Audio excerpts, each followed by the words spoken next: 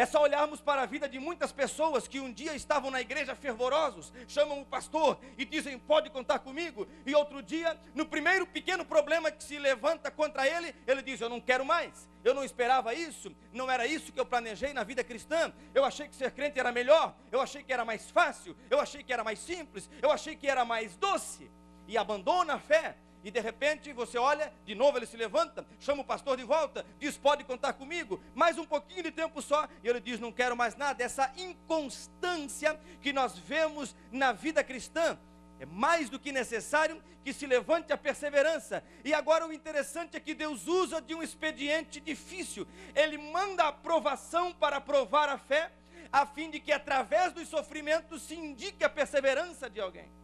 O que acontece é que ninguém pode provar ser perseverante sem enfrentar as provações da vida. E aí o texto vai terminar da forma mais linda que se pode imaginar, porque o texto diz, ora, a perseverança deve ser ação completa para que sejais perfeitos e íntegros. As duas palavrinhas gregas que Tiago usa aqui, são palavras que falam de aquilatar, mas é o aquilatar no sentido de distinguir falso do verdadeiro. É a mesma proposta de hoje, se lança notas falsas e se cria máquinas com alta tecnologia para descobrir qual é a nota falsa, qual é a nota verdadeira. Isso acontecia na mesma época, os romanos tinham um critério muito grande com sua moeda, e então descobria-se que moeda era falsa, que moeda era verdadeira. O que Tiago está dizendo aqui, o que Tiago está ensinando aqui é que as provações, quando vêm sobre a nossa vida, e ele vai usar justamente a expressão do fogo, é justamente a provação que vem para aquilatar, para denunciar que tipo de fé é esta que nós temos. Então todo esse texto de Tiago trata do seguinte,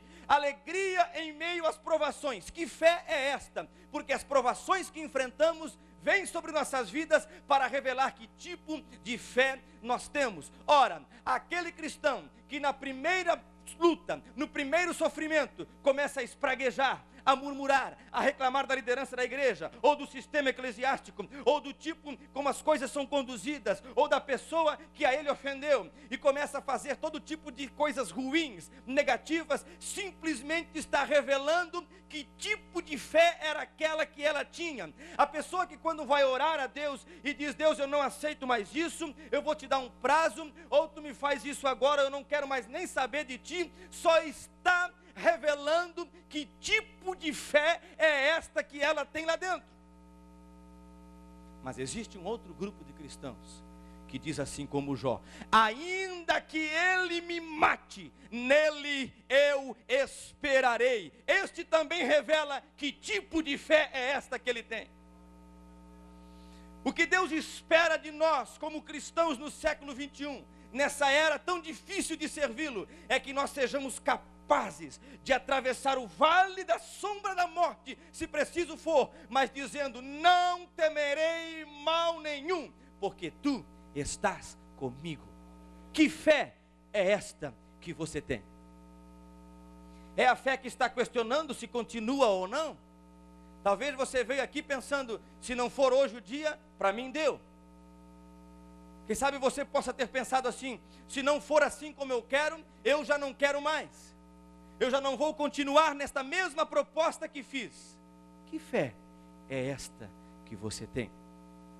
Bom, eu não estou aqui pregando a teologia do sofrimento, de que todos devem agonizar e sofrer e empobrecer e passar miséria e dizer amém. Não, eu não estou dizendo isso. Eu estou dizendo que Paulo nos ensinou que devemos estar aptos a tanto ter bonança, quanto não ter tanta bonança assim. A tanto ter saúde, quanto às vezes não ter tanta saúde assim. O importante é no final da comparação de momentos bons e ruins, possamos dizer assim como Paulo, posso todas as coisas naquele que me fortalece.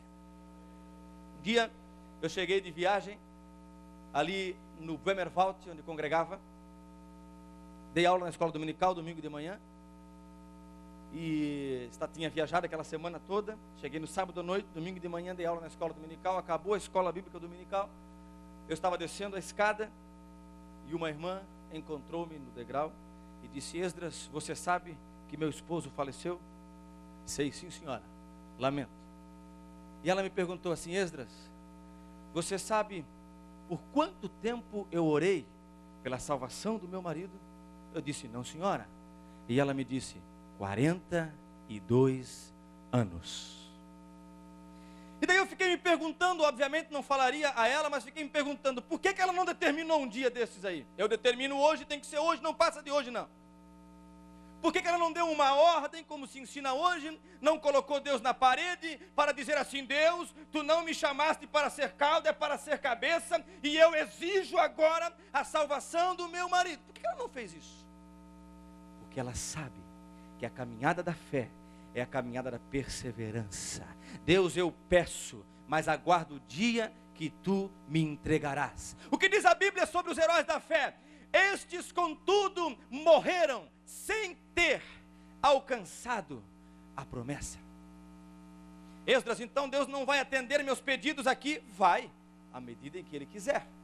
Esdras, então Deus não vai conceder aquilo que preciso aqui? Vai, na medida em que Ele desejar. O que nós precisamos entender é que no escopo de toda esta mensagem de Tiago, ele está dizendo a forma como ele vai concluir sua carta, enaltecendo a soberania de Deus. Deus é soberano, Deus é poderoso, Deus é eterno, Deus é sublime, e Ele não vai se curvar aos caprichos de uma humanidade curvada à doutrina da instantaneidade que ela aprendeu a viver no século 21. Deus não vai fazer para mim aquilo que eu quero que faça, só porque Ele quer fazer. Ou quem é dos senhores que já criou seus filhos ou está criando, que chama seu filho de 2 anos de idade e fala assim, já que você quer o carro, dirija meu filho, pode ir morro abaixo, é com você. Ou quem é de nós aqui, que criamos nossos filhos e que não às vezes reprimimos, não às vezes castigamos, visando o bem lá no futuro. E quando nós vamos ler o escritor aos Hebreus dizendo que Deus castiga os filhos a quem ama, isso parece duro demais para o Deus que se prega hoje, mas este é o Deus a quem nós servimos. Então a primeira pergunta, Esdras, qual é a resposta? Por que ser alegres em meio à provação? Porque Deus nos pegou num lamaçal de pecado, mas decidiu nos levar até um dia chegarmos a ser semelhantes a Jesus Cristo. Ele está nos aperfeiçoando, Ele está nos melhorando. As provações às quais você enfrenta tem na eternidade com Deus o propósito do aperfeiçoamento da tua fé.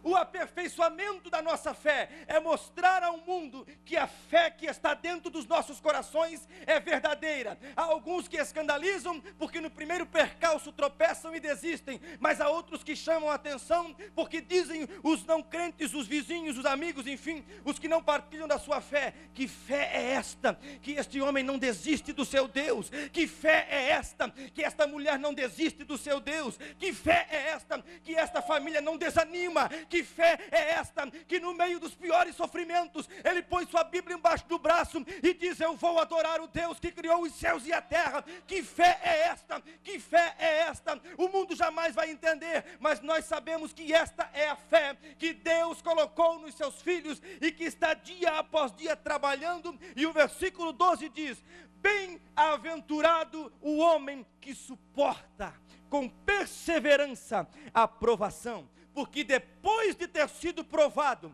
receberá a coroa da vida, a qual o Senhor prometeu aos que o amam. Tiago está fazendo lembrar, sabe por que vocês conseguem suportar a provação? É porque vocês têm uma esperança. Sua esperança não é o aqui e agora, é focar seus olhos nos céus, onde aguardamos o aparecimento do nosso Senhor Jesus Cristo. Nós, mais do que nunca hoje, precisamos voltar nossos olhos para os céus.